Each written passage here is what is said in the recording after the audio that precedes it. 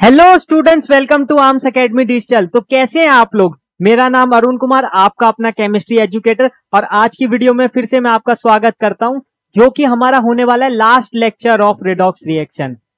अब last lecture जो है हमारा रेडॉक्स रिएक्शन का, यानी लेक्चर नंबर 3, इसमें हम जो भी अभी तक हमने लेक्चर 1 एंड लेक्चर 2 में सीखा है, जस्ट लाइक ऑक्सीडेशन नंबर निकालना हमने सीखा, ऑक्सीडाइजिंग एजेंट, रिड्यूसिंग एजेंट क्या है ये हमने सीखा, कैसे फाइंड आउट करते हैं ये हमने सीखा, इसके ऊपर क्वेश्चंस भी किए।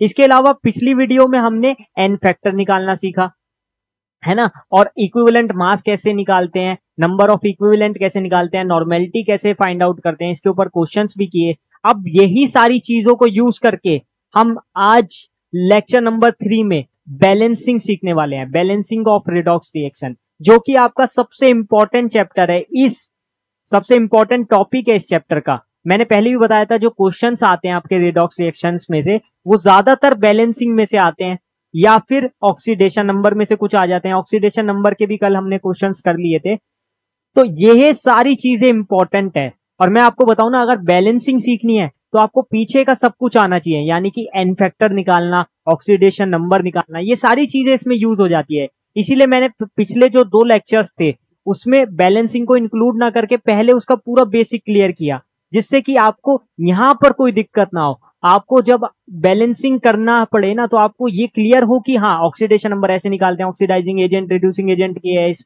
रिएक्शन में, और इसके अलावा एन फैक्टर कैसे निकालते हैं, ये सारी चीजें आपको क्लियर रहेगी ना, तब आपकी बैलेंसिंग वाला पार्ट बहुत ज्यादा स्ट्रांग रहेगा। और ये पार्ट आपने स्ट्रांग कर लिया तो समझ के चलो सब कुछ हो गया, क्योंकि मेन क्वेश्चन तो आने ही इसी में से है।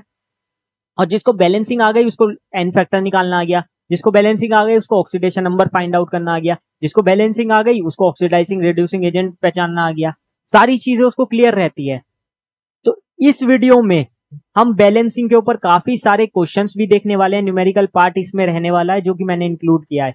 तो आप इस वीडियो में बने रहें और कॉपी पेन साथ में लेकर बैठें, जिससे कि आप खुद भी सॉल्व कर सकें, क्योंकि सिर्फ मैंने करके दिखा दिया और आपने देख लिया, उससे कुछ नहीं होगा। जब तक आप खुद से नहीं करोगे ना, तब तक आपका क्लियरिटी नहीं आएगी। क्लियरिटी नहीं आएगी तो फिर दिक्कत रहेगी। क्लियरिटी ना आना बहुत बड़ी दिक्कत है ना, क्योंकि वीडियो देख रहे हो, आप अपना टाइम इन्वेस्ट कर रहे हो, तो साथ के साथ ये भी रहना चाहिए ना कि आपको कितना आया, और वो तब आएगा जब आप खुद से प्रैक्टिस करोगे। तो ये बहुत अच्छा मौका है, आप वीडियो देखते देखते चलते चलते अपना खुद का भी सॉल्व कर रहे हो। मैं कोई भी क्वेश्चन करा रहा हूं, पॉज करो, खुद सॉल्व करो, बेस्ट थिंग है ना। और कोशिश करूंगा कि मैं आपके साथ, मतलब जब भी मैं क्वेश्चन सॉल्व करूंगा तो मैं आपको 30 सेकेंड्स दूंगा, जिससे कि आप सॉल्व करो पहले पॉज करके। तो मैं तो अपनी तरफ से करूंगा, लेकिन आपको भी अपनी तरफ से ध्यान रखना है, तो दोनों एंड से वो चीजें दिखनी चाहिए। और अगर आप इस वीडियो में आ गए हैं तो एक बार कमेंट करके बता दो जल्दी से। इसके बाद हम इस वीडियो को स्टार्ट करते हैं, लेक्चर को स्टार्ट करते हैं, ठीक है। तो स्टार्ट करते हैं बैलेंसिंग से। अब देखो, बैलेंसिंग कैसे करनी है, इससे पहले हमें यह सीखना पड़ेगा कि बैलेंसिंग कितने टाइप की होती है, ठीक है। इसके लिए हम 2 मेथड यूज करते हैं बेसिकली, आपके ऑक्सीडेशन नंबर मेथड और आयन इलेक्ट्रॉन मेथड। ये दोनों ही मेथड हम इस वीडियो में देखने वाले हैं। दोनों ही मेथड से आप किसी भी रिडॉक्स रिएक्शन को बैलेंस कर सकते हो। अब आप पूछोगे कि अगर मुझे पेपर में आ रहा है, पेपर में तो लिखा नहीं है, तो मैं कौन सा यूज करूं। तो आप कोई भी मेथड यूज करके बैलेंसिंग कर सकते हो, जो भी आपको अच्छा लगे, जिसमें भी आप ज्यादा कंफर्टेबल हो। तो ये आपके ऊपर चॉइस रहेगी, मैं आपको दोनों सिखा दूंगा। अगर मान लो आप 11th क्लास में पेपर लिख रहे हो, तो अगर लिखा आ जाए कि आयन इलेक्ट्रॉन मेथड से करो, तब आपको आयन इलेक्ट्रॉन मेथड से ही करना पड़ेगा। अगर वो पूछे ऑक्सीडेशन नंबर मेथड से करो, तो ऑक्सीडेशन नंबर मेथड से ही करना होगा। लेकिन अगर नहीं लिखा है तो आप किसी भी मेथड से उसको सॉल्व कर सकते हो, और ये दोनों मेथड ही इंपॉर्टेंट है, इसलिए मैं कहता हूं सीख दोनों लो। और अगर आपको क्वेश्चन आता है और लिखा नहीं है, तो आपको जो बेटर आता है आप उस मेथड से कर सकते हो, ठीक है। तो बैलेंसिंग की स्टार्ट करते हैं। इसमें हम दोनों मेथड सीखने वाले हैं, एक एसिडिक मीडियम, मतलब ऑक्सीडेशन नंबर मेथड, और आयन इलेक्ट्रॉन मेथड, और मीडियम भी होते हैं 2, एसिडिक मीडियम और बेसिक मीडियम। दोनों ही मीडियम हम देखने वाले हैं। वैसे आप एक एसिडिक मीडियम को सीख लो, बाद में बेसिक मीडियम से अपने आप हो जाएगा, कैसे वो मैं अभी आपको दिखाऊंगा, ठीक है। ये 2 मीडियम मैंने अभी बताया ना, एसिडिक मीडियम और बेसिक मीडियम। ये सारी चीजें मैं आपको एक बार सिखाने वाला हूं। पहले हम स्टेप बाय स्टेप सीखेंगे। जैसे step 1, identifying the oxidising and reducing agent. अब जैसे सपोज करो, ये मुझे एग्जांपल दिया है, और मुझे इसमें ऑक्सीडाइजिंग और रिड्यूसिंग एजेंट बताना है, तो कैसे बताऊंगा? आपको पता है ना ऑक्सीडाइजिंग एजेंट कौन होता है? जो रिड्यूस होता है और सामने वाले को ऑक्सीडाइज करता है। और रिड्यूसिंग एजेंट कौन होता है? जो खुद क्या हो, ऑक्सीडाइज और दूसरे को रिड्यूस करे। तो जैसे ऑक्सीडाइजिंग एजेंट है जो खुद रिड्यूस हो दूसरे को ऑक्सीडाइज करे। तो यहां पर चेक करो, MnO4 negative plus Fe2 positive gives Mn2 positive plus Fe3 positive. ठीक है, अब इसमें देखो मैग्नीज की कितनी है ये बताओ जल्दी से, ऑक्सीडेशन नंबर बताओ, आपको आता तो है ही, कितनी होगी? +7। एक सेकेंड,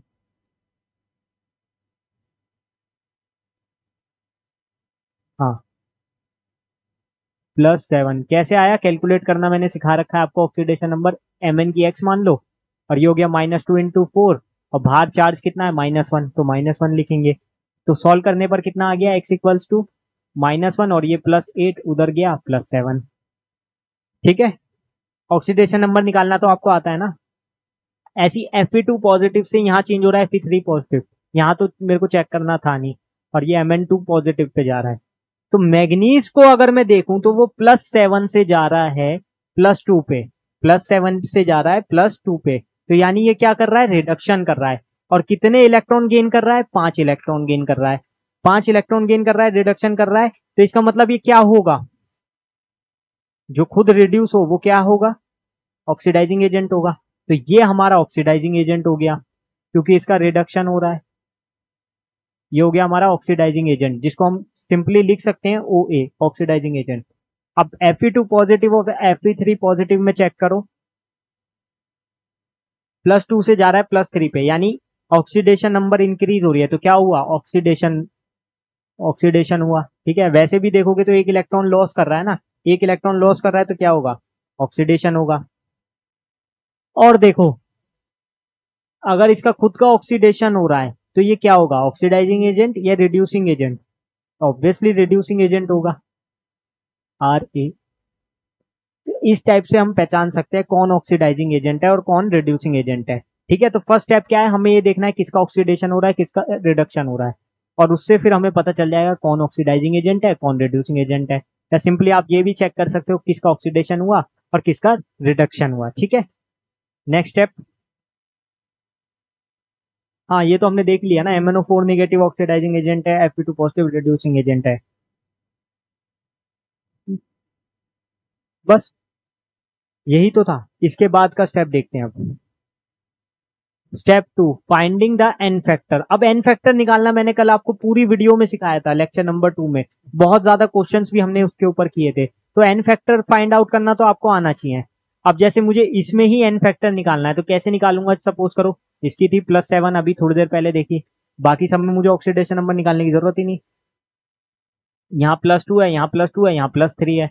अब ये +7 से जा रहा है +2 में, तो कितना चेंज हुआ? 5 इलेक्ट्रॉन का चेंज हुआ। +7 से +2 में जा रहा है यानी 5 इलेक्ट्रॉन गेन किए ना, तो इसका एन फैक्टर क्या हो जाएगा? 5 ही हो जाएगा।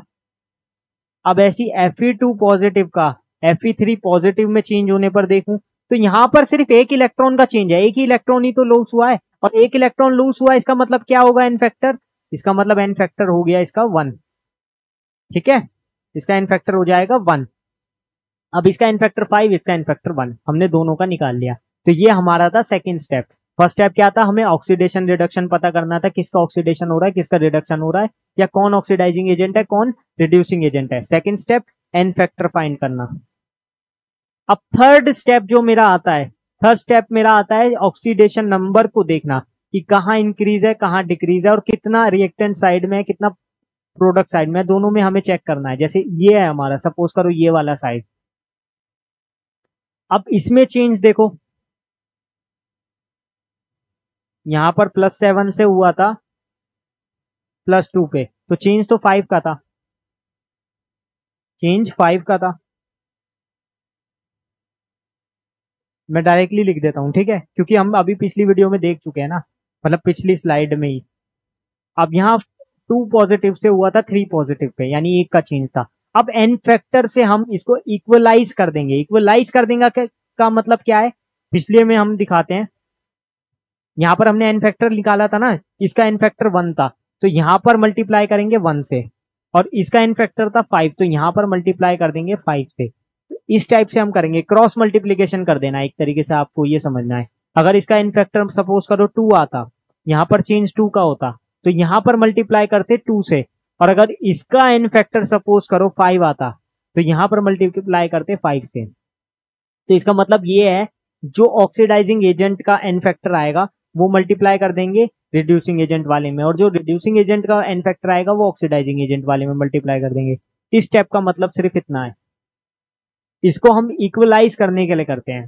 तो ये हमारा तीसरा स्टेप होगा, जो भी n फैक्टर निकाला उसको क्रॉस मल्टीप्लाई कर देंगे दोनों के n फैक्टर को। यानी इसका था 1, तो यहाँ पर मल्टीप्लाई हुआ, इसका n फैक्टर था 5, तो यहाँ मल्टीप्लाई किया। ठीक है, 5 इसीलिए मैंने यहाँ नीचे लिख दिया, और यहाँ 1 था तो यहाँ पर 1 से मल्टीप्लाई हो जाएगी।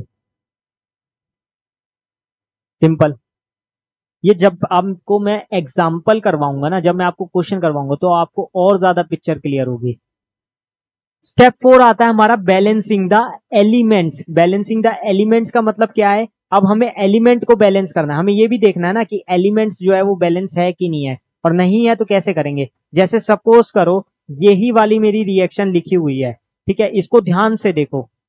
MnO4 negative, 5 Fe2 positive, Mn2 positive plus 5 Fe3 positive. मतलब n फैक्टर की जब हमने मल्टीप्लीकेशन की थी तो दूसरी साइड भी तो करना पड़ेगा। जैसे सपोज करो यहाँ पर मल्टीप्लाई हमने 1 किया था ना पिछले में, यहाँ पर मल्टीप्लाई किया था ना 1 से। अब यहाँ पर जब मैंने 5 से मल्टीप्लाई कर दिया, क्योंकि n फैक्टर 5 था, तो यहाँ पर भी तो 5 करना होगा, क्योंकि यहाँ पर Fe के 5 एटम्स है, तो यहाँ पर भी तो Fe के 5 एटम्स होने चाहिए ना प्रोडक्ट साइड में। तो यहाँ क्या करेंगे, 5 से मल्टीप्लाई करेंगे, और यहाँ 1 था Mn, तो यहाँ 1 ही रहेगा। अब आप पूछोगे कि ऑक्सीजन तो नहीं हुआ अभी भी बैलेंस, ऑक्सीजन के 4 एटम है, वहां पर एक भी नहीं है, तो अभी उसे भी करेंगे। रुक जाओ, अभी अभी पहले आप स्टेप 4 तक रुको। सारे एलिमेंट्स को बैलेंस कर दो सिवाय ऑक्सीजन और हाइड्रोजन के। अब ऐसा मैं क्यों कह रहा हूं, क्योंकि स्टेप 5 इसी के ऊपर है। यहां पर लिखा है ना, balance all the atoms except oxygen and hydrogen without changing the stoichiometric coefficient on the reactant side. तो मतलब आपको इसको नहीं छेड़ना है, बाकी आप ऑक्सीजन और हाइड्रोजन को छोड़ के सभी को बैलेंस करते चलो। इस सबको बैलेंस कर दिया। अब ऑक्सीजन हाइड्रोजन को कैसे करते हैं मैं आपको बताता हूं। जितने यहां पर ऑक्सीजन एटम है, कितने हैं, यहां पर है नहीं है, यहां पर है ना सिर्फ 4 ऑक्सीजन एटम है। तो उस साइड में जो ऑक्सीजन डेफिशिएंट साइड है, उस साइड में आप उतने H2O ऐड कर दो, उस साइड में आप उतने H2O ऐड कर दो, यानी 4H2O। यहां 4 ऑक्सीजन थे तो मैंने वहां 4 H2O, ठीक है। अगर 8 ऑक्सीजन एटम होते तो वहां पर 8 H2O ऐड करते, अगर 2 होते तो वहां पर 2 H2O ऐड करते, मतलब जितने ऑक्सीजन उतने H2O ऐड कर दो। अब उस H2O में देखो कितने हाइड्रोजन है, 4 हाइड्रोजन है ना, यानी कि 8H पॉजिटिव, 8H पॉजिटिव उतना यहां पर ऐड कर दो, 8H पॉजिटिव। क्लियर। अब बैलेंस हो गया, देख लो चाहे तो। अब तो ठीक है ना, 4 oxygen atom 8 hydrogen atom, 4 oxygen atom 4 into 2 8 hydrogen atom, balance हो गया। तो ये हमारा स्टेप 5 होगा जो हम आगे देखने वाले हैं। Step 5, balancing the oxygen atom. Balance the oxygen atom by adding H2O। ये मैंने अभी आपको बता ही दिया था पिछली वाली स्लाइड में कि कैसे करना है। वही चीज यहां पर दिखाई हुई है कि हमने उतने H2O ऐड कर दिए जितने यहां पर ऑक्सीजन थे, ठीक है। और नेक्स्ट इसका स्टेप वही होगा कि उतने H पॉजिटिव ऐड कर दो।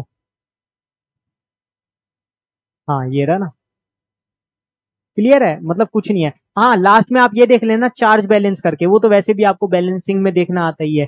जैसे मैं यहाँ पर अगर चार्ज देखूं तो यहाँ निगेटिव -1 लिखते चलो, यहाँ पर 5 इंटू +2 कितना हो गया 10, और यहाँ 8 इंटू +1 कितना हो गया 8। अब इन सबको प्लस कर दो, इन सबको प्लस कर दो, कितना हुआ -1 + 10 9, 9 + 8 17, 17 हो गया ना टोटल चार्ज। अब उस साइड देखो, उस साइड भी उतना होना चाहिए, प्रोडक्ट साइड एक भी कम नहीं होना चाहिए। इधर कितना है 2, इधर 5 इंटू 3 15, बस।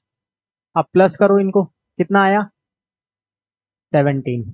क्लियर है, जितना चार्ज इस साइड होगा उतना ही चार्ज उस साइड होगा। ये आपको चेक करते चलना है। ये आपको चेक करना है कि हर साइड में जो आपका चार्ज है ना, टोटल चार्ज वो सिमिलर होना चाहिए। सपोज करो यहाँ +10 आ रहा था तो वहां भी +10 होना चाहिए। सपोज करो यहाँ 0 आ रहा है तो वहां 0 होना चाहिए। तो ये आपको देखते चलना है। अब एक क्वेश्चन करें क्या? अब आपको क्लियर होगा। अब मैं आपको स्टेप बाय स्टेप ही बताऊंगा वैसे तो, लेकिन थोड़ी सी आपको मेरी मदद करनी होगी। थोड़ा सा आपको क्या करना है, कॉपी पेन निकालना है और इसको सॉल्व करना है मेरे साथ में ही। ठीक है, जैसे सबसे पहले तो ये जो रिएक्शन दी हुई है ना, इसको मैं आयनाइज फॉर्म में लिखूंगा। मतलब मैं H पॉजिटिव को छोड़ देता हूँ, H2O को छोड़ देता हूँ। मुझसे तो कोफिशिएंट पूछा है ना, मतलब मेन वही है, मुझे पूरी बैलेंस करके दिखानी है रिएक्शन। मतलब मुझे क्या करना है, पूरी रिएक्शन बैलेंस करके दिखानी है। जैसे Fe+2 plus Cr2O7 2 negative gives Fe3 positive plus Cr+3। ठीक है, अब आप कहोगे आपने H पॉजिटिव H2O क्यों नहीं लिखा? अरे सबर करो, वो तो हम लास्ट स्टेप में जब हम ऑक्सीजन एटम को बैलेंस करेंगे तो अपने आप ही हम H पॉजिटिव और H2O को लिख देंगे ना। तो अभी तो फिलहाल मैं इसको सिंपल फॉर्म में लिखता हूँ। मैं उसको वैसा बना दूंगा लेकिन सॉल्व करके। कैसे बनाऊंगा वो अभी आपको दिखाता हूँ। मेन रिएक्शन ऐसे थी, ठीक है। Fe+2 चेंज हो रहा है Fe+3 में, Cr2O7 2 नेगेटिव चेंज हुआ Cr+3 में। अब मुझे इसको पहले क्या करना पड़ेगा, सॉल्व करने के लिए सबसे पहले मुझे देखना है कौन ऑक्सीडाइजिंग एजेंट है, कौन रिड्यूसिंग एजेंट है। सबसे पहले तो बैलेंस देख लो, रिएक्शन बैलेंस है कि नहीं। नहीं, बैलेंस नहीं है। यहाँ 2 क्रोमियम एटम है और ऑक्सीजन एटम, चलो वो तो हम बाद में अभी बैलेंस करेंगे ना। स्टेप 5 स्टेप 6 आता ही है, उसको छोड़ के बाकी सबको बैलेंस कर लो। ठीक है, हो गया। अब देखो इसमें कौन ऑक्सीडाइजिंग एजेंट है और कौन रिड्यूसिंग एजेंट है, यानी किसका ऑक्सीडेशन हुआ किसका रिडक्शन हुआ, ऐसे चेक करो।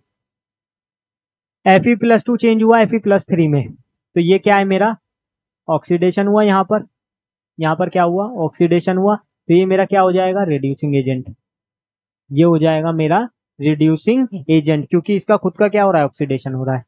और Cr2O7 वाले केस में अगर मैं देखूं यहाँ पर, तो इस वाले केस में मेरा क्या हो रहा है, ये +6 से जारी है +3 में। +6 कैसे आया ये आप निकाल के देख सकते हो। इसको 2x मान लो, -2 इंटू 7 इक्वल्स टू -2, तो उधर गया 12 और 2 से डिवाइड करोगे तो 6 आ जाएगा। ये आपको सॉल्व करना आता है। एन फैक्टर के मैंने आपको कल बहुत सारे क्वेश्चन करा दिए, इसीलिए अब इसको बार बार रिपीट करना और आपको समझाना ज्यादा ज्यादा उसमें मतलब उसको एंटरटेन करना ठीक नहीं है। एन फैक्टर जब मैं आपको करा रहा था और ऑक्सीडेशन नंबर में आपको करा रहा था, तो ये सब आपको क्लियर होगा।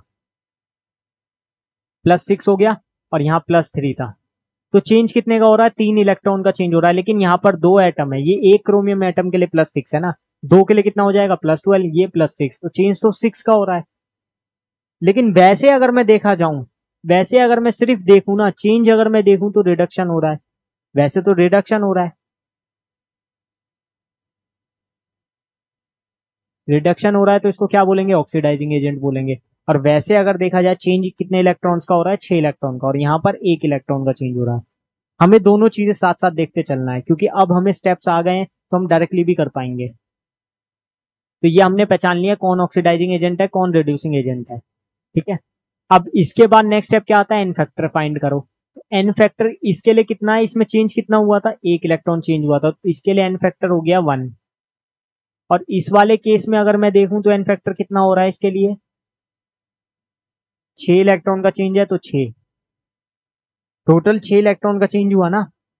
एक इलेक्ट्रॉन, क्योंकि +6 से +3 में गई, 3 इलेक्ट्रॉन चेंज हुए। लेकिन यहाँ पर 2 क्रोमियम एटम है ना, तो कितना चेंज होगा, 6 इलेक्ट्रॉन का चेंज होगा। एन फैक्टर हो गया 6। ये मुझे पता चल गया Fe+2 से Fe+3 में एन फैक्टर 1 था, और Cr2O7 2 नेगेटिव से Cr+3 में एन फैक्टर 6 था। क्लियर, 2 स्टेप हमारे क्लियर हो गए। अब क्या करेंगे, थर्ड स्टेप कहता था मल्टीप्लाई, क्रॉस मल्टीप्लाई कर दो इक्वलाइज करने के लिए। तो यानी इसके एन फैक्टर से इसको मल्टीप्लाई कर दो और इसके एन फैक्टर से इसको मल्टीप्लाई कर दो। फिर क्या बनेगी हमारी रिएक्शन, इसका एन फैक्टर था 6, तो यहाँ पर 6 से मल्टीप्लाई करो, 6 Fe+2, और इसका 1 था तो यहाँ पर 1 से ही मल्टीप्लाई हो जाएगी। Cr2O7 -2 गिव्स, यहाँ पर आ गया Fe+3, और यहाँ पर 6 लिया है तो यहाँ पर भी 6 लेना होगा, +2Cr+3। यहाँ तक समझ आ रहा है सबको, क्लियर हो गया होगा। सबसे पहले क्या किया, ऑक्सीडाइजिंग रिड्यूसिंग एजेंट देखा, फिर एन फैक्टर निकाला और फिर क्रॉस मल्टीप्लाई कर दिया। अब यहाँ तक अगर आपका हो गया है तो इसके बाद ज्यादा कुछ नहीं करना है। इसके बाद अब हमें किसको बैलेंस करना है, ऑक्सीजन एटम को। और ऑक्सीजन एटम को बैलेंस करने का तरीका क्या होता है, अभी मैंने बताया था, जितने यहाँ पर ऑक्सीजन एटम है उतने वहां पर H2O ऐड कर दो। ठीक है, यहाँ पर कितने H2O ऐड करने पड़ेंगे मुझे? 7 है तो यहाँ 7, ध्यान से देखो। ठीक है, यहाँ पर 7 थे तो वहां पर भी 7 लिखने पड़ेंगे। नेक्स्ट पार्ट में मुझे क्या करना है, इसको बैलेंस करने के लिए उतने H पॉजिटिव भी तो लिखने पड़ेंगे, तो यहाँ पर H पॉजिटिव भी लिखो।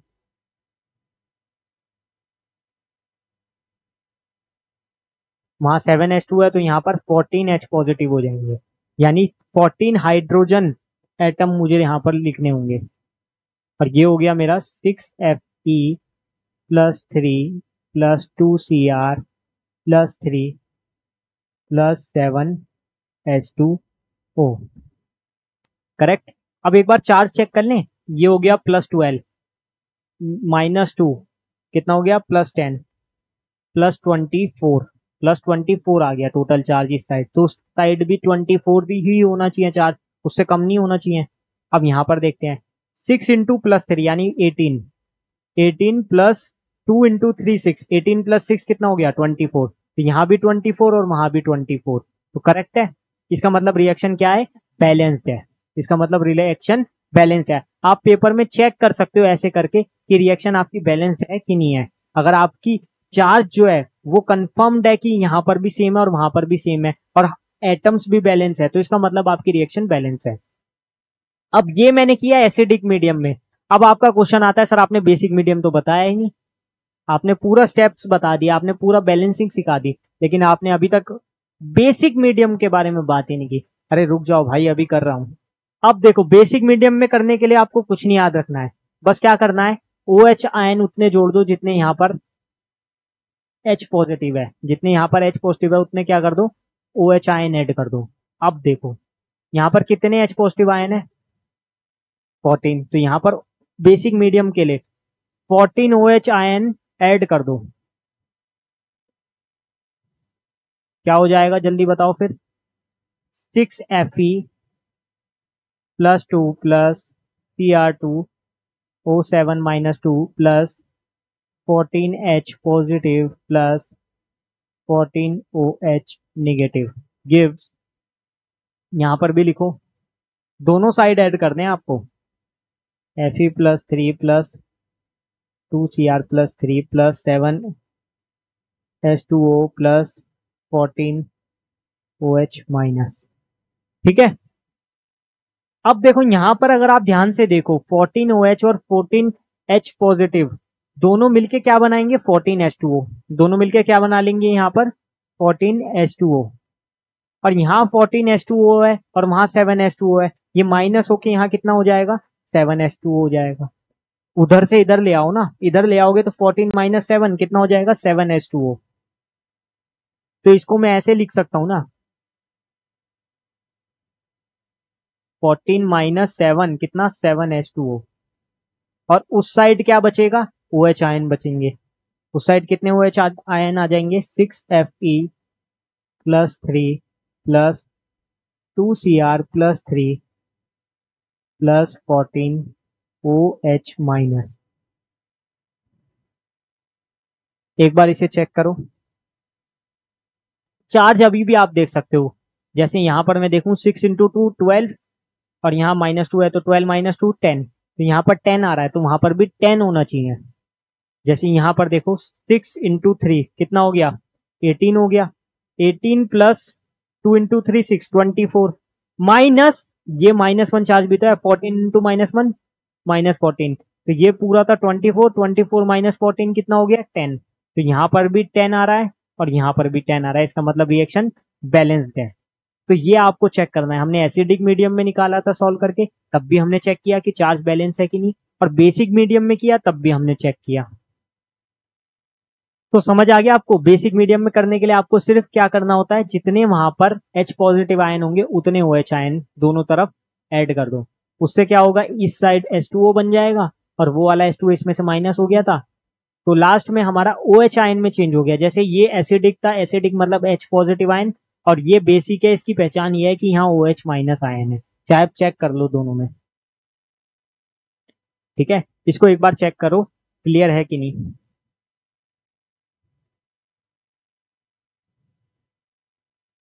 आगे बढ़े, बताओ जल्दी। ठीक है, अब हमारा दूसरा मेथड स्टार्ट होता है, आयन इलेक्ट्रॉन मेथड। इसको हम हाफ सेल रिएक्शन या फिर हाफ रिएक्शन मेथड भी बोलते हैं। बहुत ही इंपॉर्टेंट मेथड है, और मैं आपको बताऊं इससे रिएक्शन जल्दी बैलेंस हो जाती है अगर आप कभी भी करना चाहो। हाँ, आयन फैक्टर से भी हो सकती है जल्दी से अगर आपकी प्रैक्टिस बहुत अच्छी है, लेकिन ये रिएक्शन बहुत फास्ट है। इस रिएक्शन को आपको करने के लिए फर्स्ट स्टेप वही है, ऑक्सीडाइजिंग एजेंट, रिड्यूसिंग एजेंट करना, इसलिए मैं इंक्लूड भी नहीं कर रहा हूँ इसे फर्स्ट स्टेप में। हम स्टार्टिंग करेंगे उसको दो रिएक्शन में ब्रेक करके। अब आप कहोगे दो रिएक्शन में कैसे ब्रेक करेंगे? अरे उसको दो हाफ में बांट लेंगे, जैसे पिछली ही रिएक्शन को मैं आपको करके दिखाऊंगा। पहले मैं आपको स्टेप बाय स्टेप पढ़वा देता हूँ, उसके बाद मैं आपको वही क्वेश्चन जो अभी हमने ऑक्सीडेशन नंबर मेथड से किया है उसको हम आयन इलेक्ट्रॉन मेथड से करेंगे। ठीक है, step one, break the reaction into two halves, oxidation half and reduction half. पहले तो उनको ऑक्सीडेशन हाफ में बांट लेंगे और फिर रिडक्शन हाफ में, यानी जिसका ऑक्सीडेशन हो रहा होगा वो ऑक्सीडेशन हाफ और जिसका रिडक्शन हो रहा होगा रिडक्शन हाफ। या फिर आप डायरेक्टली, अगर आपको ज्यादा कुछ नहीं लेना है, आप दो रिएक्शन लो, दोनों रिएक्शन को अलग अलग लिख लो। ठीक है, जिसका ऑक्सीडेशन हो रहा होगा ठीक है, जिसका रिडक्शन हो रहा होगा ठीक है, आप ऐसे भी देख सकते हो, बहुत ज्यादा मगजमारी ना करके। स्टेप टू क्या कहता है, उन दोनों हाफ रिएक्शन को आपको बैलेंस करना है। बैलेंस कैसे करना है वो मैं आपको बता दूंगा, जैसे हम वहां बैलेंस करते थे वैसे ही बैलेंस करना है। ठीक है, इसमें मेन होता है इलेक्ट्रॉन वाला पार्ट जो हमारा स्टेप थ्री में आएगा। स्टेप थ्री कहता है कि हमें चार्जेस को बैलेंस करना है, और चार्जेस को बैलेंस करने के लिए हम इलेक्ट्रॉन को ऐड या फिर इलेक्ट्रॉन को सब्सट्रैक्ट करते हैं। वो कैसे करते हैं वो भी मैं आपको समझाऊंगा सब कुछ। स्टेप फोर कहता है to get the overall reaction we combine the two half reaction. ये कैसे करना है ये भी मैं आपको बताऊंगा। तो मेन चीज ये है, ये आप सिर्फ पढ़ लो, ये आपके पढ़ने के लिए है, बाकी मैं आपको फाइनली समझा दूंगा कैसे कैसे करना है। ये सारे स्टेप आपको आने चाहिए। ठीक है, अब पिछला क्वेश्चन ही मैं करके दिखाता हूँ। इसको इसको हम कर देते हैं इरेज।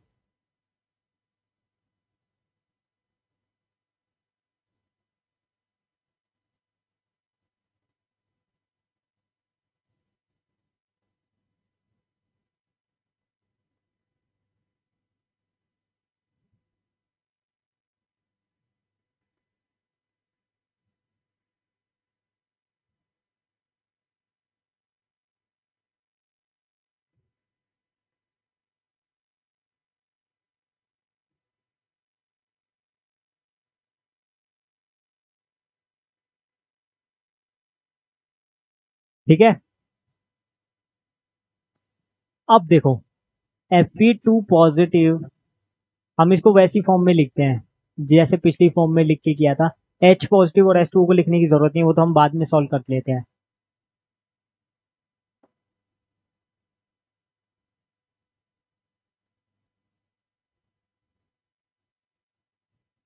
ठीक है, यहाँ दो क्रोमियम एटम थे तो वहां दो क्रोमियम एटम लिखने पड़ेंगे। अब इसको हम करेंगे कौन से मेथड से? आयन इलेक्ट्रॉन मेथड से सॉल्व करेंगे। अब देखो स्टेप वन क्या है? स्टेप वन आपको नहीं भी पता तो आपको पता है कि ऑक्सीडेशन और रिडक्शन चेक करना है किसका हो रहा है। उसके बाद हम उसको दो हाफ्स में बांट लेंगे। पहले तो देख लो किसका ऑक्सीडेशन हो रहा है किसका रिडक्शन हो रहा है। तो we know that Fe2 positive से Fe3 पॉजिटिव पे जा रहा है तो इसका ऑक्सीडेशन हो रहा है क्योंकि एक इलेक्ट्रॉन गेन लॉस हो गया। और अगर मैं यहां पर देखूं तो ये +6 से +3 पे जा रहा है, इसका मतलब इसका रिडक्शन हो गया। ठीक है, क्लियर है? अब इसको दो हाफ्स में बांट लो, यानी Fe2 पॉजिटिव चेंज हुआ Fe3 पॉजिटिव में, ये मेरा एक पार्ट हो गया, ये मेरा हो गया एक पार्ट। और Cr2O7-2 चेंज हो रहा है 2Cr3+ में, ये मेरा हो गया सेकेंड पार्ट।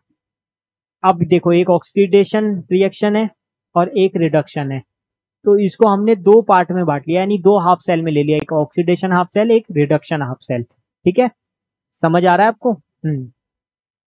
अब देखो मेन पार्ट जो स्टेप थ्री है वो आपको समझना है, ये दोनों स्टेप तो आपको समझ आ गए होंगे, इजी है। अब देखो हमें इसको बैलेंस करने के लिए, चार्ज बैलेंस करने के लिए इलेक्ट्रॉन यूज करना है। जैसे यहां पर +2 से +3 में चेंज हुआ, अब एन फैक्टर वाला मत लगाना, +2 से +3 में चेंज हुआ तो यानी कितने इलेक्ट्रॉन का चेंज एक्सचेंज हुआ? एक इलेक्ट्रॉन का एक्सचेंज हुआ +2 से +3 जाने में। तो यानी कि क्या हुआ, यहां से एक इलेक्ट्रॉन गया ना, तो ऐसे लिखेंगे, या फिर माइनस इलेक्ट्रॉन भी लिख सकते थे आप, लेकिन मैं उस साइड लिख रहा हूँ। इसका मतलब समझ में आ रहा है कि ऑक्सीडेशन हो रहा है, इलेक्ट्रॉन लूज हो रहा है। ठीक है, अब बैलेंस हो गया। देखो +3 -1 +2, यहाँ पर भी +2 बैलेंस हो गया। ठीक है, अब यहाँ पर था +6 और यहाँ है +3। अब आप कहोगे इलेक्ट्रॉन का एक्सचेंज 3 होगा, लेकिन आप गलत हो जाओगे। क्यों? हमें टोटल देखना है ना। 2 क्रोमियम एटम है, एक क्रोमियम एटम के लिए +6 है और एक क्रोमियम एटम के लिए यहाँ पर +3 है। तो अगर मैं टोटल देखूं तो +6 × 2 +12 हुआ, और यहाँ पर देखूं तो 2 + 3 2 × +3 यानी +6 हुआ। तो 12 से +6 कितना चेंज हुआ? 12 से 6 में 6 चेंज हुआ। तो यानी 6 इलेक्ट्रॉन इसने गेन किए, 6 इलेक्ट्रॉन इसने गेन किए। क्या ये सही है? हाँ बिल्कुल सही है। अब चेक करके देख लो, अगर मैं यहाँ पर 6 इलेक्ट्रॉन ऐड करूं तो +12 -6 +6, और यहाँ पर भी +6। हाँ, अभी ऑक्सीजन एटम को बैलेंस करना है, वो अभी मैं करता हूं। पर यहां तक तो क्लियर है ना, यहां तक तो क्लियर है ना कि कोई दिक्कत नहीं है। अब मुझे करना क्या है, इस रिएक्शन में अभी थोड़ा सा और काम बाकी है। इस रिएक्शन में थोड़ा सा और काम बाकी है। क्या करना है? ऑक्सीजन एटम को भी तो बैलेंस करना है। तो उसके लिए क्या करूंगा? आपको पता है ऑक्सीजन एटम को बैलेंस करने के लिए क्या करना होता है। जितने ऑक्सीजन एटम होंगे उतने ही H2O ऐड कर दो। यानी कितने H2O ऐड करने पड़ेंगे? यहाँ पर 7 ऑक्सीजन एटम है तो 7 H2O। इसके अलावा एक और चीज इस रिएक्शन में, जितने H2O है उस साइड कितने H पॉजिटिव ऐड करने पड़ेंगे? जितने वहां पर हाइड्रोजन एटम है। तो यहाँ अगर 7 हाइड्रोजन एटम है तो यहाँ पर भी उतने ही हाइड्रोजन एटम क्या कर दो? ऐड कर दो। +14 H पॉजिटिव। ठीक है, +6 इलेक्ट्रॉन जो हमने लिखा था गिव्स 2Cr +3 +7 H2O। ये हमारी हो गई इक्वेशन नंबर 1, ऐसे मान के चलो, या इक्वेशन नंबर 2 मान लो, 2 मान लेते हैं क्योंकि यहाँ पर इसको 1 माना था ना। और इक्वेशन 1 को नीचे लिख दो। अब ये वाली बैलेंस हो गई ना, अब इक्वेशन 1 को नीचे लिख दो। Fe+2 gives Fe+3 plus electron gives. ठीक है, तो दोनों इक्वेशन को मैंने यहां पर साइड बाय साइड लिख दिया है। अब देखो नेक्स्ट पार्ट क्या करना होता है, जो लास्ट पार्ट है, हमें इसको ऐड कर देना है। हमें इसको ऐड कर देना है, और ऐड ऐसे नहीं करना कि डायरेक्टली बस ऐड कर दो, नहीं, वरना गलत हो जाएगा। अब इसमें देखो, इसको बैलेंस, अगर आपने थोड़ा बहुत 9th-10th का भी मैथ्स पढ़ा होगा ना, तो आपको पता होगा कि इक्वेशंस को बैलेंस कैसे करते थे, मैथमेटिकल इक्वेशंस को अलजेब्रा में। तो कैसे बैलेंस करते थे कि जिससे कि इसके इलेक्ट्रॉन्स कट जाए, कोई ना कोई पार्ट कट जाए। तो यहां पर क्या करना होगा मुझे, यहाँ पर 6 इलेक्ट्रॉन है और यहाँ पर 1 इलेक्ट्रॉन है। तो अगर मेरे को इसको इलेक्ट्रॉन्स को काटना है तो यहाँ पर 6 से मल्टीप्लाई करना होगा, यहाँ पर 6 से मल्टीप्लाई करना होगा। सपोज करो यहाँ 3 इलेक्ट्रॉन होते, यहाँ 1 ही होता, तो मुझे 3 से मल्टीप्लाई करना होता। तो इस टाइप से मुझे करना है। अब इसको जब मैं कैंसल आउट करूंगा ना, तो ये कैंसल हो जाएगा, ये कैंसल हो जाएगा। अब इसको ऐड करेंगे तो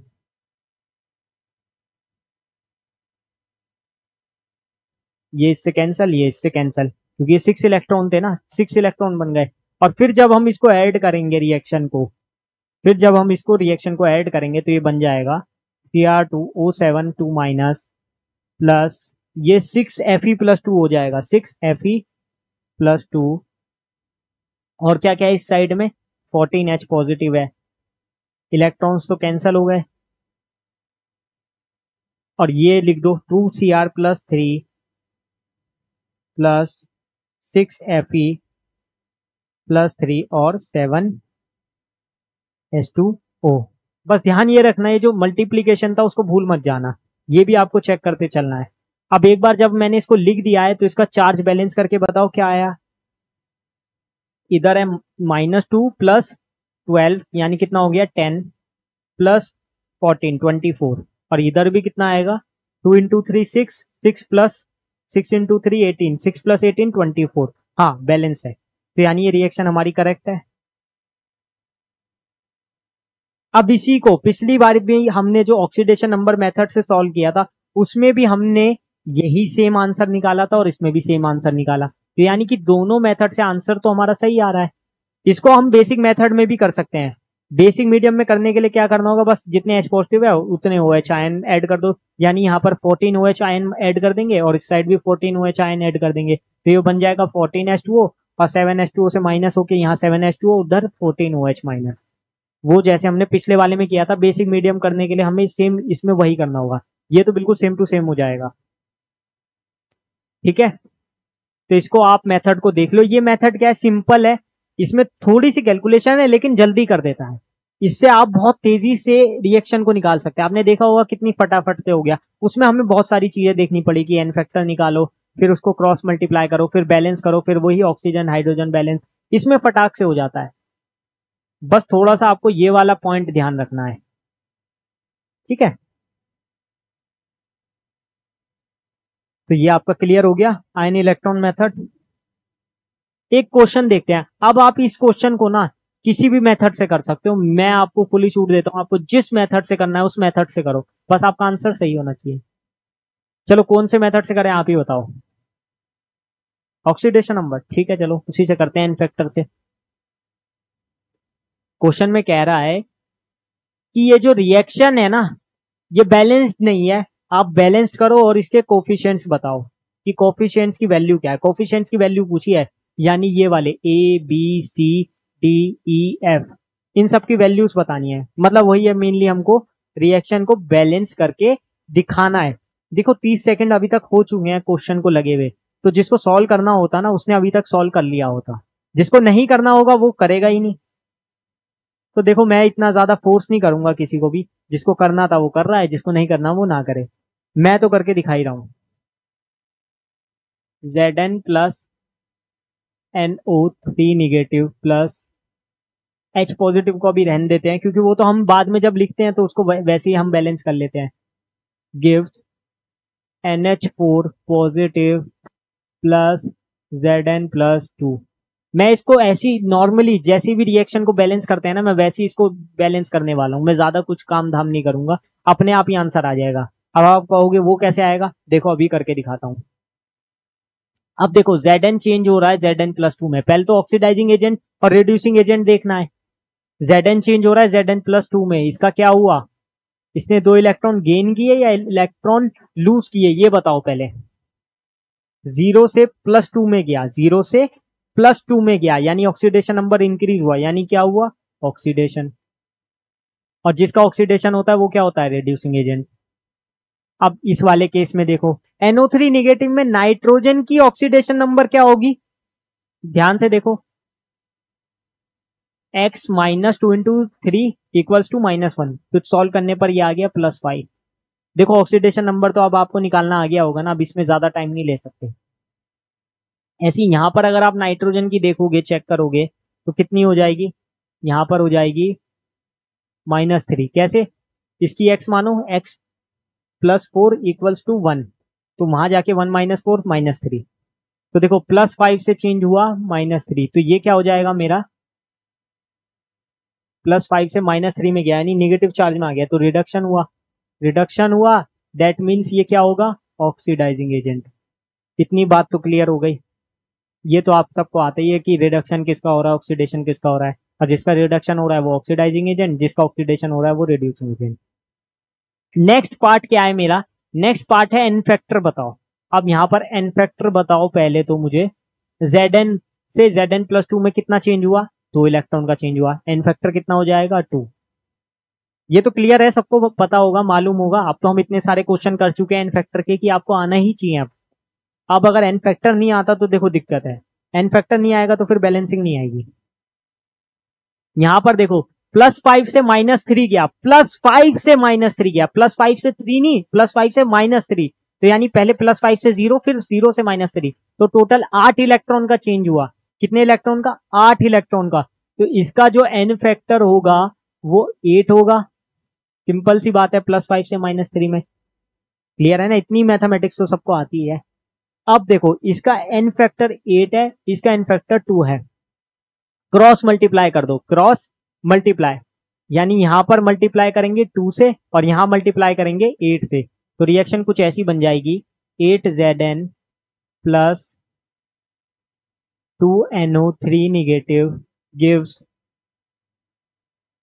यहाँ पर भी फिर 2 लिखना होगा, 2NH4 पॉजिटिव प्लस यहाँ पर 8 है तो यहाँ पर भी 8 लिखेंगे, 8Zn प्लस 2। क्या रिएक्शन बैलेंस है? नहीं, अभी कहाँ से बैलेंस है, अभी ऑक्सीजन बाकी है ना, ये बैलेंस हो गए हैं, लेकिन ऑक्सीजन बैलेंस नहीं है अभी। और ऑक्सीजन को बैलेंस करने के लिए क्या करना होगा, उतने H2O ऐड कर दो। कितने ऑक्सीजन है यहाँ पर? 3। अब आप 3 H2O ऐड कर दोगे, गलत हो जाएगा, क्यों? अरे यहाँ पर भी तो देखो 2 है। अच्छा, आप इसको एक चीज और कर सकते हो, यहाँ 8 है और यहाँ 2 है, अगर आप पूरी रिएक्शन को देखो ना, पूरी रिएक्शन को देखो तो 2 से डिविजिबल है, तो आप चाहो तो इस पूरी रिएक्शन को 2 से डिवाइड कर सकते हो, डिवाइड बाय 2। पूरी रिएक्शन को क्या कर दो, 2 से डिवाइड कर दो, तो क्या बनेगा, 4Zn प्लस NO3 निगेटिव। नहीं भी करोगे तो भी काम चल जाएगा, फिर लास्ट में आप डिवाइड मार सकते हो, लेकिन यही कर दोगे तो ज्यादा बेटर है।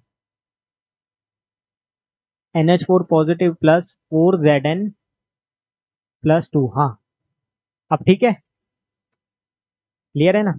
अब देखो NO3 निगेटिव, यहाँ पर 3 ऑक्सीजन एटम है, तो वहां पर कितने H2 ऐड करने पड़ेंगे, 3। और जितने यहाँ पर H2 ऐड किए हैं उतने ही मुझे H पॉजिटिव यहाँ पर ऐड करने पड़ेंगे, यानी कितने, 6।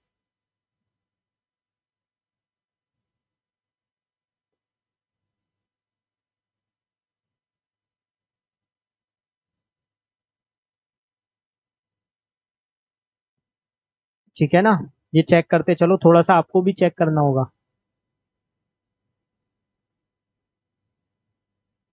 क्लियर है। अब यहां पर देखो, यहां पर ध्यान से देखो, चार्ज बैलेंस है कि नहीं और एटम बैलेंस है कि नहीं, ये दोनों चीजें चेक करनी है। जैसे यहाँ 4 जिंक है तो यहाँ 4 जिंक है, यहाँ पर एक नाइट्रोजन, यहाँ पर एक नाइट्रोजन। H पॉजिटिव बैलेंस है क्या, 6H? नहीं, बैलेंस नहीं है, यहाँ पर आप यही गलती करोगे, मुझे पता था गलती यही होगी, मैंने इसलिए जानबूझ के यहाँ पर अभी तक नहीं लिखा था। अरे ध्यान से देखो, आपने किया सही कि जितने H2 है, जितने हाइड्रोजन एटम है उतने ही यहाँ लिखने हैं, पर आपने इसको तो देखा ही नहीं, हाइड्रोजन एटम यहां पर भी तो लिखा हुआ है। प्रोडक्ट की साइड में अगर आप टोटल हाइड्रोजन को देखो तो यहां पर 6 हाइड्रोजन एटम और यहां पर 4 हाइड्रोजन एटम, टोटल कितने हैं, 10 हाइड्रोजन एटम है, और आपने लिखा कितने, 6। तो यही तो गलती हुई, और ज्यादातर बच्चे यही गलती करते हैं, इसीलिए ये क्वेश्चन कंफ्यूजिंग है। और जानबूझ के मैंने क्वेश्चन रखा था, क्योंकि मुझे पता था बच्चे गलत कर देंगे। अगर किसी ने कॉपी पेन लेके मुझसे पहले सॉल्व किया होगा तो ज्यादातर मुझे लगता है मोस्टली ने यही गलती की होगी, जिसकी वजह से उनका क्वेश्चन गलत हो गया होगा। तो ये गलती आपको नहीं दोहरानी है, पहले ही बता रहा हूँ, क्वेश्चन पेपर में आने लायक है, आपको ये बहुत अच्छे से समझना है। अब देखो, अब बैलेंस है कि नहीं आप चेक कर लो एटम्स को। 10 हाइड्रोजन एटम, यहाँ पर 4 और 6, 10। ऑक्सीजन एटम देखो, 3 ऑक्सीजन, यहाँ पर भी 3 ऑक्सीजन, बाकी जिंक और नाइट्रोजन बैलेंस है ही। अब लास्ट में क्या देखना होता है, चार्ज। चार्ज कितना है यहाँ पे, यहाँ हो गया -1 प्लस 10, कितना हो गया, +9। करेक्ट, तो यहाँ भी +9 आना चाहिए। यहाँ देखो +1 प्लस 4 इंटू 2 8, 1 + 8 कितना होता है, 9, तो यहाँ भी 9। करेक्ट है, सही हो गया। इसको बेसिक मीडियम में नहीं लेके चलना है, क्योंकि मुझसे एसिडिक मीडियम में ही पूछा था क्वेश्चन। यहाँ पर देखोगे तो H पॉजिटिव, यानी समझ जाओ एसिडिक मीडियम। अब मुझे इनके स्टोइशियोमेट्रिक कोफिशिएंट बताने थे, अब तो मैं यहाँ कंपेयर करके भी बता सकता हूँ। अगर इस पूरी रिएक्शन को कंपेयर करूं तो A की वैल्यू मेरी आ गई कितनी, यहाँ से 4, Zn के आगे 4 लग रहा है। यहाँ B NO3 निगेटिव कितना हो जाएगा, 1। यहाँ पर C H पॉजिटिव कितना आ जाएगा, 10। ऐसी यहाँ पर NH4 पॉजिटिव D कितना आ जाएगा, 1। ऐसी यहाँ पर E H2O के लिए है तो कितना हो जाएगा, 3। ऐसी यहाँ पर F Zn प्लस 2, तो F की वैल्यू कितनी आ जाएगी, 4। एक बार चेक करो इसको, ठीक है, क्लियर है। एक बार देख लो इसको अच्छे से एक और बार। ये सारे जो क्वेश्चंस है ना, ये आपको अच्छे से आने चाहिए, बस मेरा यही है मोटिव।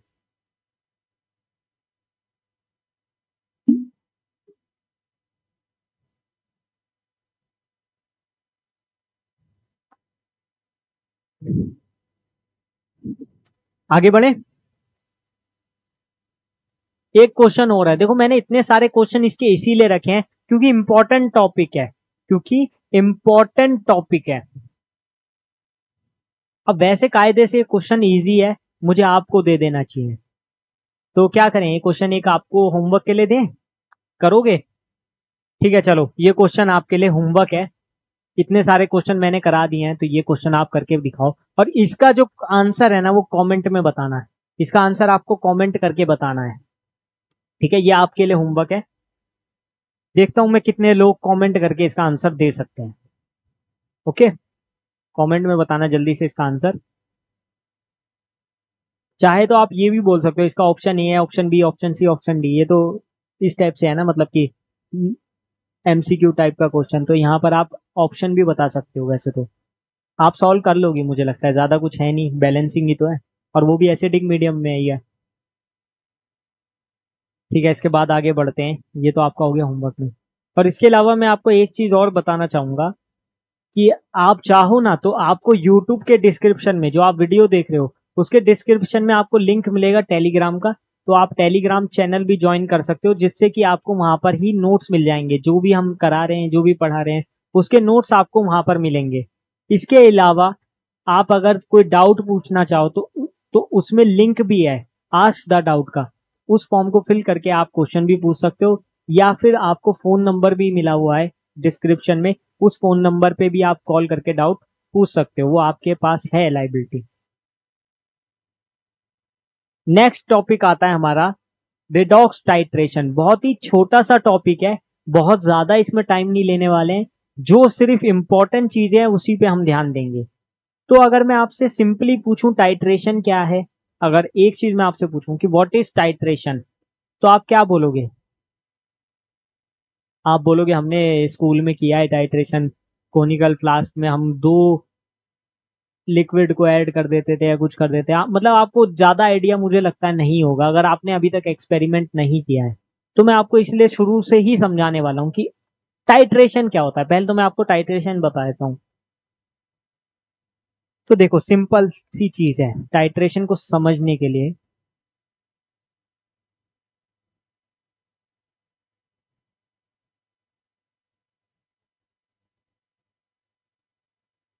अगर आपको किसी भी अननोन सॉल्यूशन की कंसंट्रेशन निकालनी है, किसी भी अननोन सॉल्यूशन की कंसंट्रेशन निकालनी है, तो उसके लिए आप कैसे करोगे? आप कुछ ना कुछ तो करोगे ना कोई तो एनालिसिस करोगे। और वो जो एनालिसिस आप कर रहे हो वही आपका टाइट्रेशन है। तो टाइट्रेशन को अगर मैं डिफाइन करूं तो it is a volumetric analysis which is used to determine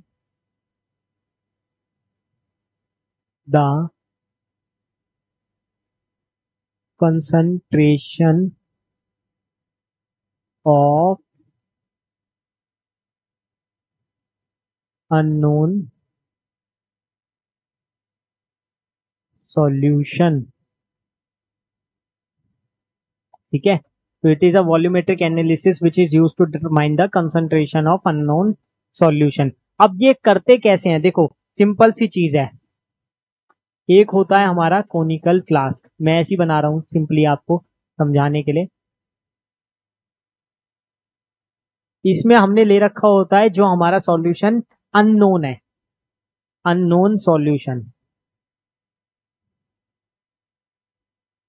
suppose करो ये कोई अननोन सॉल्यूशन y है, और एक हम पिपेट में लेते हैं नोन सॉल्यूशन। ये ब्यूरेट हो गया हमारा, इसमें हमारा ये नोन सॉल्यूशन है, इसको हम बोलेंगे नोन सॉल्यूशन या x मान लेते हैं। अभी आप ऐसे ही देखते चलो, ये कोई मेरा नोन सॉल्यूशन x है और यहां पर मेरा एक अननोन सॉल्यूशन y था।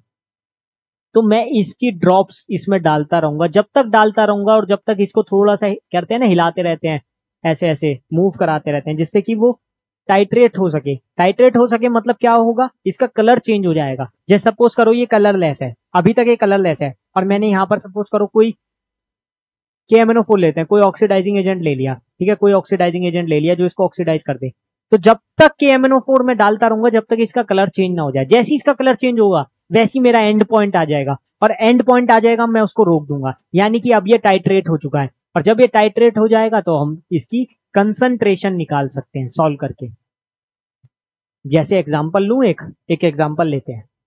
जैसे यहाँ पर नोन वाले को मैं मान लेता हूं NaOH है, और ये अननोन सॉल्यूशन मेरा है कोई HCl मान लेते हैं, एसिड बेस देख लेते हैं, क्योंकि टाइट्रेशन भी अलग अलग टाइप के होते हैं ना। एसिड बेस टाइट्रेशन आपने देखा होगा, अगर आपने 11th क्लास में अभी स्कूल में आपने थोड़े से एक्सपेरिमेंट किए होंगे तो आपको पता होगा, नहीं तो मैं आपको थोड़ा सा इमेजिन करवा देता हूं हल्का फुल्का। तो इमेजिन करो आपके पास कोई कोनिकल फ्लास्क है, ये कोनिकल फ्लास्क है जिसके अंदर आपने कोई अननोन सॉल्यूशन ऑफ HCl लिया है। अब हाँ, वॉल्यूम तो आप उसका निकाल सकते हो, वॉल्यूम तो आप कैलकुलेट कर सकते हो, तो वॉल्यूम आपको इसका पता है। जैसे सपोज करो ये 100 ml आपने लिया, ये आपने लिया 100 ml, वॉल्यूम तो आपको पता चल रहा है ना, क्योंकि आपने कॉनिकल फ्लास्क में ले रखा है, तो वॉल्यूम तो आपको पता चल रहा है। वॉल्यूम आपको इसका भी पता है, इसका सपोज करो ये आप ले रहे हो 50 ml, तो यानी 100 ml आप एसिड ले रहे हो, 50 ml आप बेस ले रहे हो, सपोज करो। और इसकी कंसंट्रेशन आपको पता है, इसकी कंसंट्रेशन सपोज कर लो 0.1 m, 0.1 मोलर कंसंट्रेशन है। इसकी आपको पता नहीं और इसी की पता करनी है, तो आप क्या कर रहे हो, इस कोनिकल फ्लास्क में NaOH डालते रहे हो, डालते जा रहे हो, बेस डालते जा रहे हो, जब तक उसका कलर चेंज ना हो जाए। और जब इसका एंड पॉइंट आ जाएगा, या इक्विवेलेंस पॉइंट की भी मैं बात कर लूं, इक्विवेलेंस पॉइंट का वैसे मैंने आपको कल लॉ ऑफ इक्विवेलेंस थोड़ा सा बताया था, थोड़ा सा उस पर एक क्वेश्चन कराया था, मैंने बताया था कि ये टाइट्रेशन में आएगा। तो उसी में आप अगर देखो तो मैंने एक चीज बताई थी, N1V1 इक्वल्स टू N2V2, कब, इक्विवेलेंट पॉइंट पे, इक्विवेलेंट पॉइंट पे। तो यानी जब हमारा इक्विवेलेंट पॉइंट आ जाएगा तो हम उसकी कंसंट्रेशन को फाइंड कर लेंगे। अब आप कहोगे कंसंट्रेशन ऐसे कैसे फाइंड करेंगे, अरे N1V1 यानी नॉर्मेलिटी लिखी है ना, नॉर्मेलिटी क्या होता है, मोलैरिटी इंटू एन फैक्टर। तो इसको मैं ऐसे भी तो लिख सकता हूं, N इंटू या N factor into MR1 NF1 into NR1 into V1 in equals to NF2, NF मतलब एन फैक्टर, MR मतलब molarity into MR2 into V2। तो ये भी मैं इसको लिख सकता हूं ना। तो ऐसे मैं सॉल्व करते करते सभी की कंसंट्रेशन निकाल सकता हूं। जैसे इसी एग्जांपल की अगर मैं बात करूं, इसी एग्जांपल की बात करूं, तो यहां पर मुझे गिवन क्या क्या था, ये मेरा वॉल्यूम हो गया, इसको V1 मान लेते हैं, ठीक है, ये मेरी कंसंट्रेशन MR1 मान लेते हैं, ठीक है। और एन फैक्टर इसका मैं देखूं तो मैंने आपको बता रखा है कैसे देखेंगे NaOH का, इसके पास एक OH आयन है यानी इसका एन फैक्टर 1 होगा। ऐसी HCl में एक ही H है तो यानी इसका एन फैक्टर 1 होगा। और वॉल्यूम इसका मैंने लिया 100 ml, तो V2 निकालना क्या है, फाइंड करना है मेरे को इसकी कंसंट्रेशन यानी MR2। इसी फॉर्मूले में रख दो इक्विवेलेंस पॉइंट पे। अब हम फाइंड कर सकते हैं ना, NF कितना 1, MR1 0.1 इंटू वॉल्यूम कितना था इसका 50 ml, 50 इक्वल्स, अब ये सेकंड वाला जो अननोन है उसकी वैल्यूज पुट अप करते हैं। इसका NF था 1, इसकी मोलैरिटी पता नहीं है MR2, इसका वॉल्यूम पता है 100। अब सॉल्व करो, ये 0.1, ये 100, 100 से कैंसल आउट हुआ 2, और ये कितना हो गया अब MR2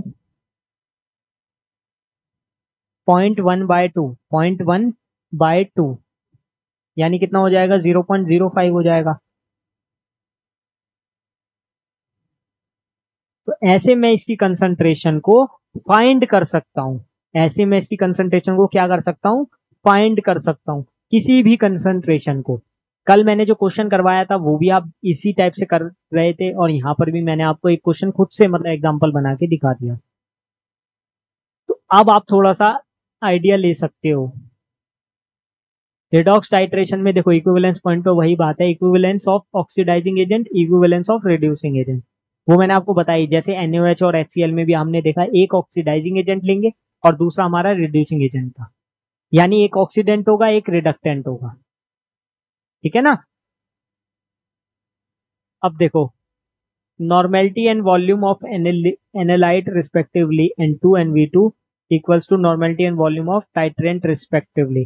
तो वही हमने किया था N1V1 इक्वल्स टू N2V2 मान के, यहाँ पे चेक करो, क्लियर है, सारी पिक्चर क्लियर है अगर आप समझना चाहो तो। अब देखो, जो आपके टाइट्रेशन है वो दो टाइप के टाइट्रेशन आपको याद रखने हैं। एक तो पोटेशियम परमैंगनेट यानी KMnO4 वाला, और एक पोटेशियम डाइक्रोमेट जो इसके बात करेंगे K2Cr2O7 वाला। अब पोटेशियम परमैंगनेट के लिए मैं आपको दो चीज इंपॉर्टेंट बता देता हूँ। ये एक तो बहुत ही ज्यादा स्ट्रॉन्ग ऑक्सीडाइजिंग एजेंट होता है, ये आपको पता होगा KMnO4। क्यों? क्योंकि +7 से ये +2 तक जा सकता है, 5 इलेक्ट्रॉन एक्सचेंज कर रहा है, यानी बहुत इजीली रिड्यूस हो रहा है, तो अच्छा ऑक्सीडाइजिंग एजेंट होगा। क्लियर है ना? अब देखो, इसमें सेल्फ इंडक्शन प्रॉपर्टी भी होती है, और हम इसको यूज करते हैं किसी भी रिडक्टेंट की क्या निकालने के लिए। अभी मैंने बताया था थोड़ी देर पहले, याद आपको होना चाहिए, मैं तो बता दूंगा लेकिन आपको तो याद होना चाहिए। हाँ, कंसंट्रेशन निकालने के लिए, करेक्ट।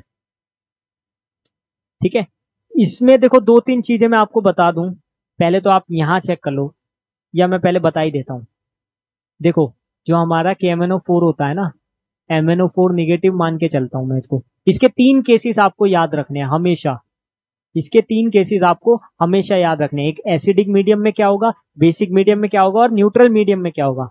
तो सबसे पहले वाला मैं लेता हूं एसिडिक, फिर न्यूट्रल, एंड देन बेसिक, तीसरा होगा बेसिक। तो एसिडिक मीडियम में MnO4 निगेटिव चेंज होता है हमारा Mn+2 में, ये याद रखना है। और न्यूट्रल में चेंज होता है MnO2 में, MnO2 में यानी +4 हो जाएगा। और बेसिक में चेंज होता है MnO4, MnO4 2 निगेटिव में यानी +6 में। ये तीनों केसेस आपको याद रखने हैं, ये आगे आपके बहुत ज्यादा काम आएंगे, बहुत ज्यादा। ठीक है, तो यहां पर इसका इन फैक्टर इस वाले केस में कितना आ जाएगा, +7 से, यहाँ +7 था ना, +7 से +2 में आएगा तो इसका इन फैक्टर 5 होगा। और न्यूट्रल के केस में इन फैक्टर 3 हो जाएगा +7 से +4 में। और बेसिक वाले केस में +7 से +6 जा रहा है तो 1 होगा। करेक्ट है, ये आपको याद रखना है। और ये देखो, मैं एक चीज और बता दूं, KMnO4 हो, पोटेशियम डाइक्रोमेट हो, उनके केस में कुछ केसेस आपको याद ही रखने होते हैं। जैसे Fe+2 चेंज होता है आपका Fe+3 में ऑक्सीडाइज होके, ठीक है, ये आपको याद रखना है। SO2 चेंज होता है SO4 2 निगेटिव में, SO3-2 भी चेंज हो जाएगा SO4 2 निगेटिव में। करेक्ट है, और ऑक्सीलेट आयन जो होता है आपका C2O4 2 निगेटिव, ये चेंज होता है CO2 में। ये चेंज होता है किसमें, CO2 में। और I निगेटिव का भी बताता हूँ, I निगेटिव आपका चेंज होता है I2 में। ये प्रॉपर 5 केस है जो आपको याद रखने हैं। ये याद रख लोगे तो आपके लिए काफी ज्यादा इजी हो जाएगा, आपको मतलब दिक्कत नहीं आएगी। एक SN का भी आता है, एक SN+2 चेंज होता है SN+4 में, SN+4 में, ये याद रख लो। ये 6 केस याद रख लो आप प्रॉपरली, ये आपके लिए बहुत ज्यादा बेनिफिशियल होगा। तो कहीं भी आपको क्वेश्चन मिलेगा तो आप सॉल्व कर पाओगे। और पोटेशियम डाइक्रोमेट का अगर मैं बताऊं, Cr2O7-2 का, तो ये चेंज होता है हमेशा Cr+3 में। ये आपको पता भी होगा, अभी तो हमने बैलेंसिंग में भी बहुत देख लिया है, ये चेंज होता है Cr+3 में। ठीक है, अब देखते हैं। हाँ, ये वाला केस देखो, तो देखो हमने ये एक एग्जांपल लिया है कि हमने क्या किया, एक MnO4 निगेटिव यानी KMnO4 लिया। MnO4 निगेटिव मतलब समझ जाओ KMnO4 पोटेशियम पर मैग्नेट हमने लिया है। और मुझे Fe2 पॉजिटिव, मान लो ये कोई फेरस सल्फेट का सॉल्यूशन है, कोई फेरस सल्फेट सॉल्यूशन था, ठीक है, फेरस सल्फेट में Fe+2 ही आएगा चेंज करने पे। तो उसको अगर मुझे टाइट्रेट करवाना है, उसको अगर मुझे टाइट्रेट करवाना है तो क्या करना होगा, जाहिर सी बात है, ये एक कोनिकल फ्लास्क में था, ऊपर से सपोज करो मैं ऑक्सीडेंट के रूप में KMnO4 डालता जा रहा हूं, डालता जा रहा हूं, तो मैं तब तक डालूंगा जब तक वो जो मेरा कलरलेस सॉल्यूशन है वो कलर ना दिखा दे। और जैसी वो कलर दिखा देगा, जैसी वो कलर दिखा देगा या चेंज कर देगा, तो वैसी मेरा काम हो जाएगा, वैसी मेरा काम हो जाएगा, यानी टाइट्रेशन कंप्लीट हो गया। तो वही चीज करते हैं, इसका कलर होता है पर्पल। तो जैसी मैंने फेरस में मिलाया, जैसी मैंने फेरस में मिलाया, तो इसने क्या किया, एसिडिक मीडियम में पेल पिंक कलर दे दिया, पेल पिंक कलर दे दिया, इसका मतलब मेरा काम हो गया, टाइट्रेट हो गया। और ये रिएक्शन तो आपको लिखनी आती है। अभी मैंने थोड़ी देर पहले ही आपको बताया Fe+2 चेंज होता है Fe+3 में, MnO4 निगेटिव एसिडिक मीडियम में Mn+2 में चेंज होता है। बाकी तो बैलेंस करके लिखिए, रेडॉक्स रिएक्शन है, बैलेंसिंग आपको पता ही है। ठीक है, तो ये वाला जो पार्ट है ना, ये वाला जो पार्ट है, ये आपको बहुत अच्छे से याद रखना है, बहुत अच्छे से। तो इसलिए मैं आपको कह रहा हूं, फिर से 30 सेकंड दे रहा हूं, इसको और अच्छे से देखो और याद करो, ताकि आगे कोई दिक्कत ही ना आए।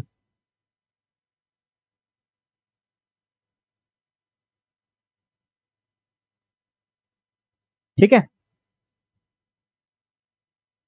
Titration using potassium dichromate. अब देखो, पोटेशियम डाइक्रोमेट यानी K2Cr2O7, Cr2O7-2, इसका भी मैंने बताया था किस में चेंज होता है, Cr+3 में। और वो सारी चीजें जो किस किस में चेंज होता है वो आपको याद रखनी है। ये भी आपका क्या है, ऑक्सीडाइजिंग एजेंट होता है, लेकिन किस में, एसिडिक मीडियम में। ठीक है, ये भी आपका एक इंडिकेटर है। इंडिकेटर मतलब ये यूज करते हैं, जैसे कि कोई अननोन कंसंट्रेशन है, उसमें ये पोटेशियम डाइक्रोमेट डालते रहेंगे जब तक उसका टाइट्रेशन ना हो जाए, जब तक उसका टाइट्रेशन ना हो जाए, उसको हिलाते रहते हैं। उसके बाद जब टाइट्रेशन हो जाएगा, यानी कलर चेंज हो जाएगा, उसके बाद मतलब हमारा काम हो गया। ये तो हमें मालूम ही है। लेकिन हाँ, कुछ केसेस, कुछ कंडीशन याद रखो यहाँ पर, जैसे फॉर एसिडिफिकेशन, यानी एसिड में जब हम करवा रहे हैं इसको, एसिड मीडियम में, तो H2SO4 और HCl जो है, वो इसको, जो हमारे HCl और H2SO4 है, वो K2Cr2O7 जो है वो ऑक्सीडाइज नहीं कर पाएगा एट रूम टेम्परेचर। ये कुछ चीजें हैं जो हमें याद रख के चलना है। और अगर आप कंपैरिजन पूछो कि KMnO4 और K2Cr2O7 में कौन ज्यादा अच्छा ऑक्सीडाइजिंग एजेंट है, तो मैं कहूंगा पोटेशियम परमैंगनेट। KMnO4 इससे ज्यादा, इससे बेटर ऑक्सीडाइजिंग एजेंट है, इसीलिए उसको पहले यूज किया जाता है। ये क्वेश्चन भी आ सकता है, आपसे पूछा जा सकता है कि which is better oxidising agent, तो आपको पता होना चाहिए पोटेशियम परमैंगनेट। अब यहां पर देखो, Cr2O7-2 लिया, और इसका हमने सेल्फ इंडिकेशन चेक किया, ठीक है, इसकी रिएक्शन करके, तो ये Cr+3 में टूटता है, ये आपको पता है। और कलर इसका ऑरेंज होता है, ये आपको याद रखना होगा। याद क्या, आप अगर आप लैब में जाओगे तो आप देख लोगे, आप लैब में जाओगे चेक ही कर सकते हो कि पर्पल कलर किसका है, ऑरेंज कलर किसका है, आपको पता भी चल जाएगा। ये इंडिकेशन होती है कि मतलब आप बीकर में देख के भी समझ जाओगे कि इसका कलर है, तो इसका मतलब ये वाला सॉल्यूशन है, ये पोटेशियम परमैंगनेट है, ये पोटेशियम डाइक्रोमेट है। तो आप इन दोनों को कलर से भी याद कर सकते हो, तो और ये याद रखना होता है कि इसका कलर ऑरेंज है। अब इसको एक बार पढ़ लेते हैं। K2Cr2O7 oxidizes the diphenylamine indicator just after the equivalence point, giving intense blue color indicating the end point। मतलब जैसे ही उसने अपना कलर चेंज किया, वैसे ही हमें इंडिकेशन मिल गया, एंड पॉइंट मिल गया, यानी काम हो गया, टाइट्रेशन कंप्लीट। क्लियर। और ये मैंने आपको बता दिया था, Cr2O7-2 चेंज होता है Cr+3 में। ठीक, यहां पर ही।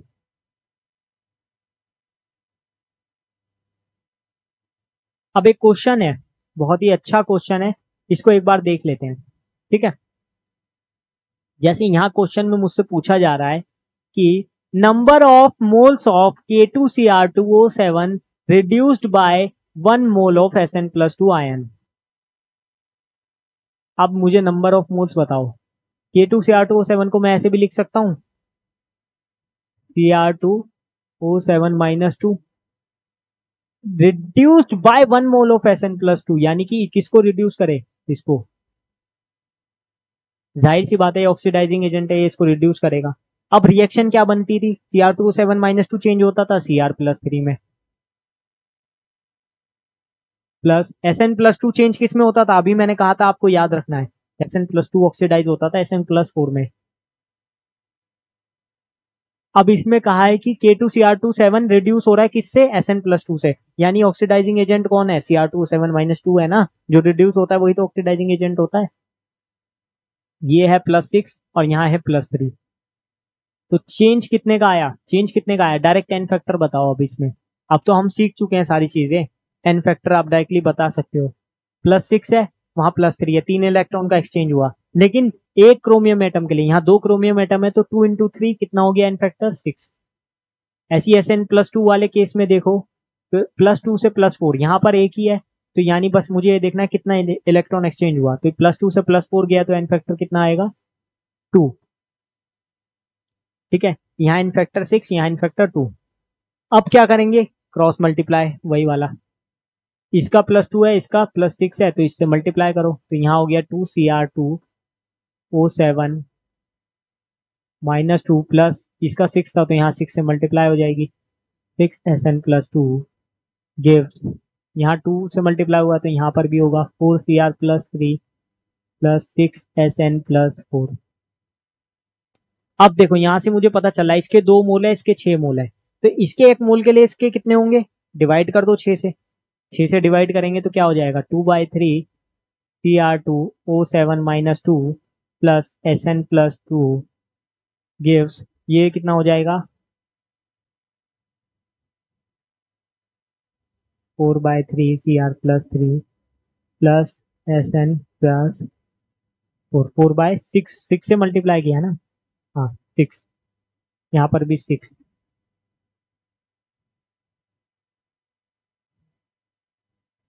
तो यहाँ से मुझे पता चल जाएगा 4/6 यानी कितना आ जाएगा 1/3, तो यानी इसके 1 मोल के लिए यहाँ पर कितना मिल रहा है 1/3, तो टोटल जो मेरा आंसर होगा वो 1/3 होगा।